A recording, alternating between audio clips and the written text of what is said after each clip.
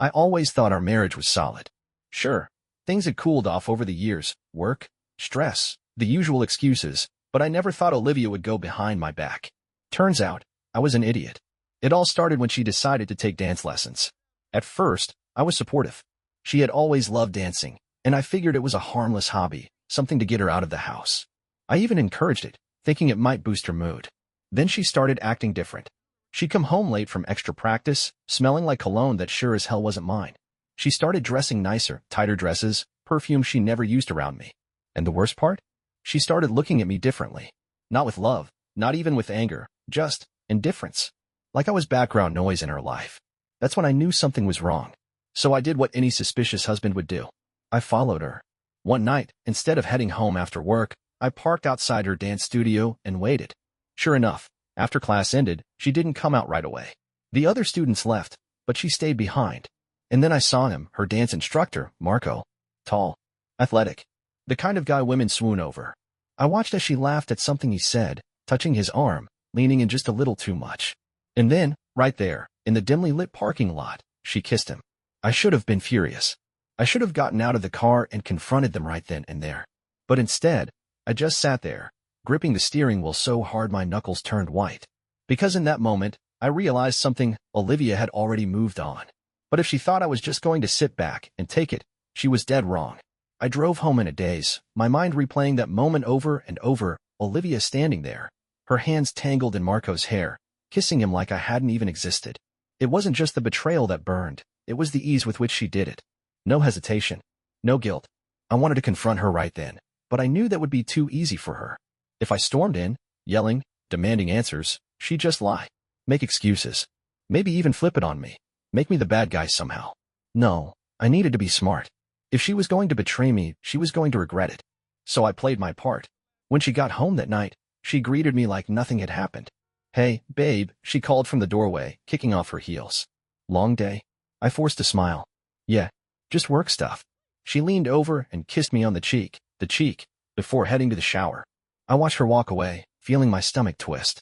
If she had any shame, any remorse, she hid it well. That's when I made my decision. If Olivia wanted to dance with Marco, fine. Two could play that game. The next day, I took off work early and met up with an old friend, Mia. She and I had some history before Olivia, nothing serious, but we had stayed in touch over the years. She was single now, recently divorced, and when I called her up and suggested we grab a drink, she didn't hesitate. I won't lie, at first, I did it just to feel something other than rage. But the second I saw Mia walk into that bar, all confidence and smirks, something inside me shifted. Olivia had checked out of our marriage a long time ago. I just hadn't wanted to admit it. As we sat there drinking, catching up, Mia's hand brushed against mine. It was subtle, natural, but it sent a jolt through me. And that's when I knew I wasn't just here for a drink. I was here for payback. Mia must have sensed something was different about me that night. Maybe it was the way I was looking at her, or maybe she just knew me too well. We hadn't seen each other in over a year, but there was no awkwardness, just that old, familiar tension, like a live wire between us. She was always the type of woman who could read a situation without needing words, and when she leaned in, lowering her voice just enough to make the moment feel intimate, she smirked. "All right, spill it. Why did you really call me?" I could have lied. Could have played it cool. But what was the point? "My wife's cheating on me," I said, the words tasting bitter as I said them out loud. With her dance instructor. Mia's expression didn't change. She just tilted her head slightly, considering me. "And you're here with me because—" I didn't answer right away. Instead, I took a slow sip of my drink, letting the silence stretch between us. But she already knew. Her smile widened. "So this is revenge," she said, matter-of-factly. "You want to even the score?" Maybe. Maybe not. I wasn't thinking that far ahead. All I knew was that I wasn't going to be the guy sitting at home, waiting for Olivia to come back to me like nothing was wrong. If she wanted to play games, I'd show her I could play them better. I leaned in, looking Mia right in the eyes. "Is that a problem?" She let out a soft laugh, swirling the ice in her glass. "Not for me." There was no hesitation after that. I don't even remember who kissed who first. One second, we were just two old friends catching up. The next, I had my hands tangled in her hair, her breath hot against my skin. It was reckless. It was messy, but it was exactly what I needed. The best part? I didn't feel a single ounce of guilt. By the time we left the bar, my mind was clear. I wasn't just going to confront Olivia, I was going to let her find out exactly what it felt like to be on the other side of betrayal. I didn't go home that night. After leaving the bar with Mia, I made a decision. If Olivia was out there treating our marriage like a joke, I wasn't about to sit around playing the fool. We ended up at her place, a sleek high-rise apartment downtown, way different from the home I shared with Olivia. There was no history here, no memories weighing the place down. Just a bed, warm skin, and the kind of distraction I needed. It wasn't love. It wasn't even romance. It was two people using each other for exactly what they needed in that moment. And for the first time in months, I didn't feel like I was suffocating. The next morning, as I stood at Mia's window overlooking the city, my phone buzzed. Olivia. Olivia. Hey babe, I didn't hear you coming last night. Late shift? I stared at the message, my jaw tightening. Late shift? That's what she thought I was doing. That's what I used to tell her when I'd work extra hours to afford the life she clearly didn't appreciate. I looked over at Mia, still tangled in the sheets, watching me with a sleepy, knowing smirk. Me. Yeah. Late shift. I turned off my phone and got back into bed. Let her wonder. Let her feel it. She wasn't the only one keeping secrets now. I didn't go home until late that evening. I wanted to see if Olivia would even notice, if she'd show any sign of guilt, any crack in her carefully built facade. When I walked through the door, she was in the kitchen, humming to herself, stirring a pot of pasta like she was the perfect, devoted wife. For a split second, I almost laughed. Hey, babe, she said over her shoulder. Long day? I tossed my keys on the counter, watching her closely. She wasn't tense. Wasn't nervous. She didn't even turn around to see my expression. Yeah. She didn't care. Yeah, I said, forcing my voice to stay level. Late shift? She just nodded. Not a single question. No suspicion. She had gotten too comfortable in her lies, too sure of herself. I sat down at the table, pretending to scroll through my phone while she plated up our dinner. That's when I saw the text. Marco, same time tomorrow? I can't stop thinking about last night. Last night. The same night she texted me, acting like the concerned wife while she was probably tangled up in his arms, just like I had been in Mia's. I exhaled slowly, gripping my phone so hard my fingers ached. She had no idea I knew. She placed a plate in front of me and kissed my cheek, like she hadn't just confirmed everything I needed to know. Like I was some clueless idiot sitting across from her, still believing in the life we built. Fine. Let's see how she likes it when I start keeping secrets. The next day, I didn't go to work. Instead, I waited. Olivia left around 6 p.m., dressed up more than usual, wearing that red dress she never put on for me anymore. She claimed she had a special dance workshop with Marco. Right. I gave it 10 minutes, then grabbed my keys and followed. She had gotten sloppy. Too confident. She didn't even try to cover her tracks. I followed her straight to Marco's studio, where she parked, checked her lipstick in the mirror, and walked inside like she belonged to him. I should have been furious. But all I felt was nothing. No sadness. No heartbreak. Just cold, calculated clarity. I didn't storm in. I didn't make a scene. That wasn't my style. Instead, I pulled out my phone, snapped a few photos of her car outside, and then sent a message. Me. Hope you're having fun at dance class. Then, I drove straight to Mia's.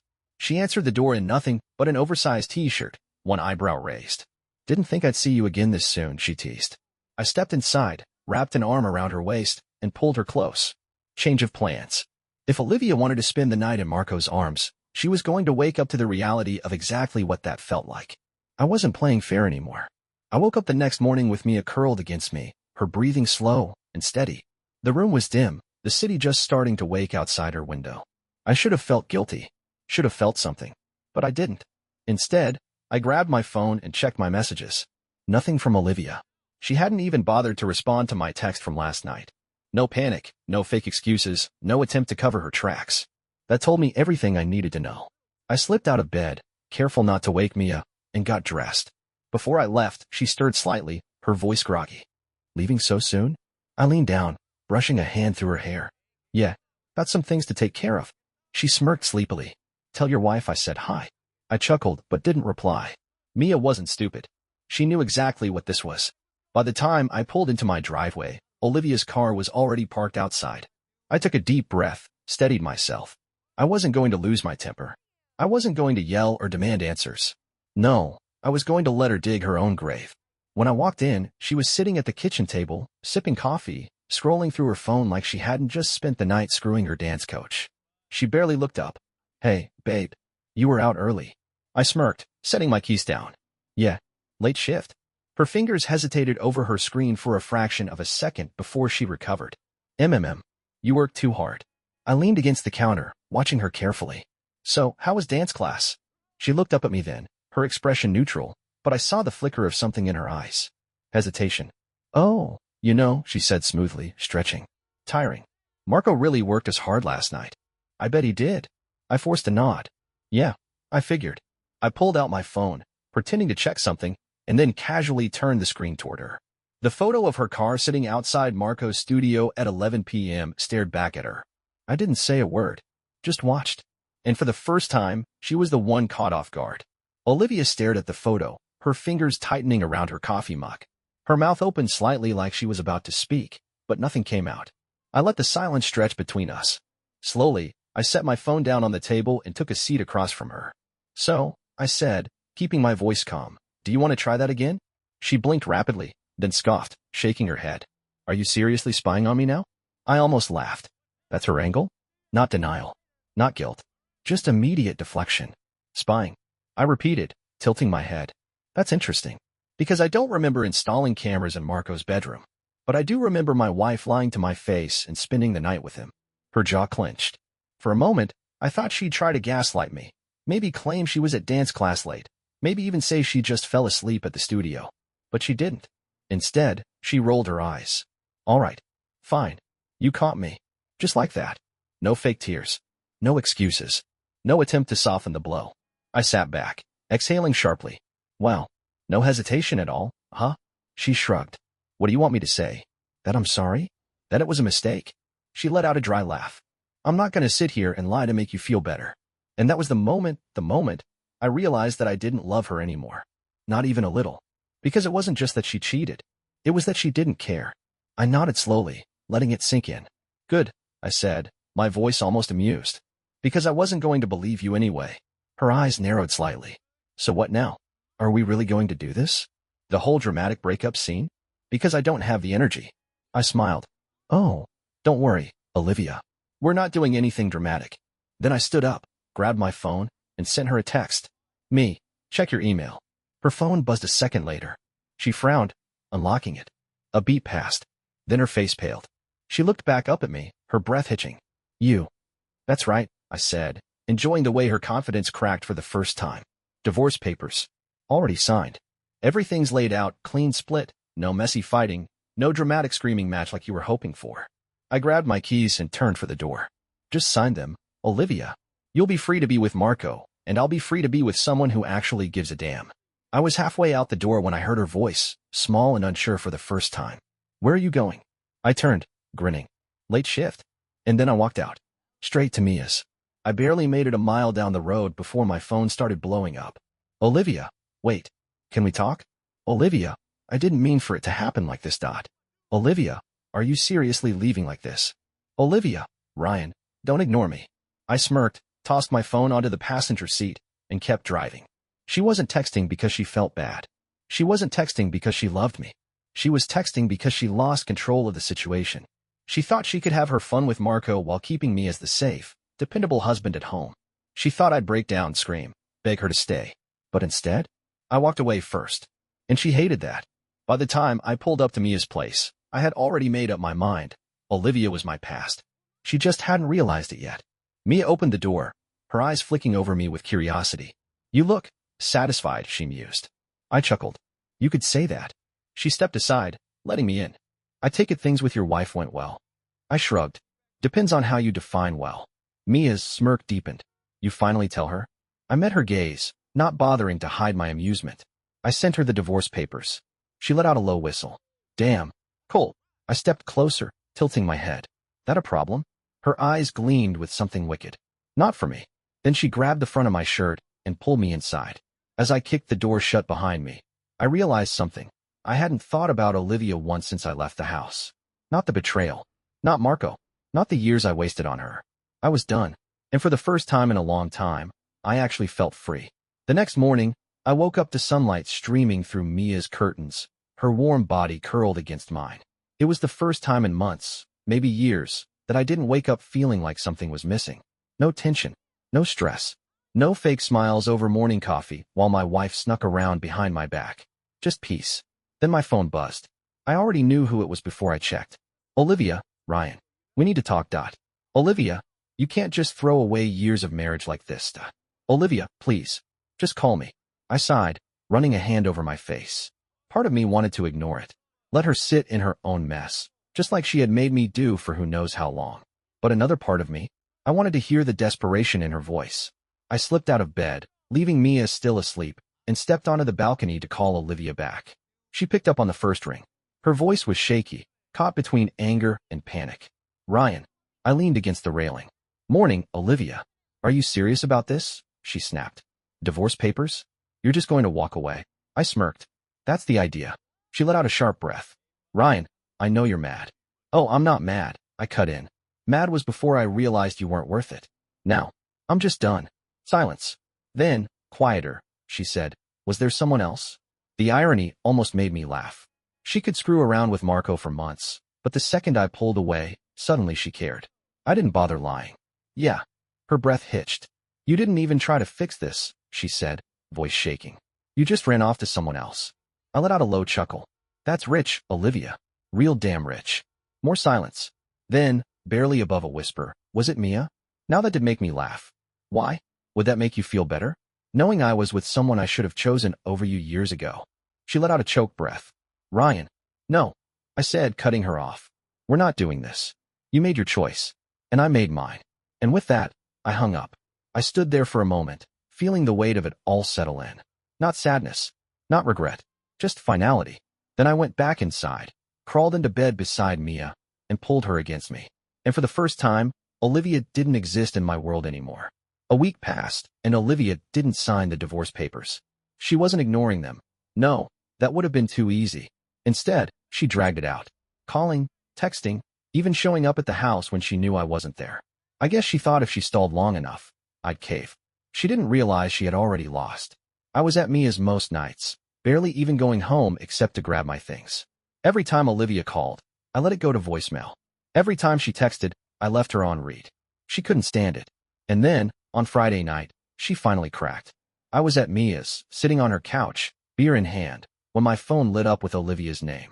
Again, Mia glanced at the screen, arching a brow. Persistent, isn't she? I smirked. She's not used to being ignored. Mia shifted closer, draping her legs over mine. So what are you gonna do? I thought about it for a second, then sighed. Might as well get this over with. I picked up the call. The moment I answered, Olivia's voice hit me like a bullet. You're really doing this? She snapped. You're just done? Just like that. I exhaled slowly. Yes, Olivia.